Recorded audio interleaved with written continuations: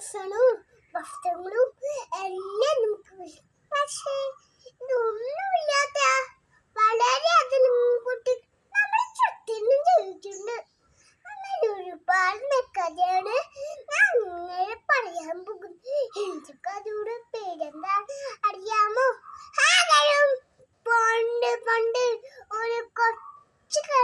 ഒരു കൊച്ചു ഒരു ബാലൻ ജീവിച്ചിരുന്നു. അവന്റെ പേരാണ് കുട്ടൻ. കഷ്ടപ്പാടും ചായച്ചും രാവിലെ കൂട്ടി ഒരു നേരത്തെ ആകാരം കഴിക്കാതെ പഠിക്കാനോ വല്ലായിരുന്നു.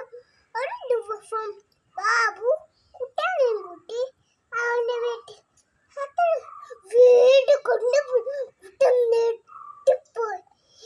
ഇതെന്താ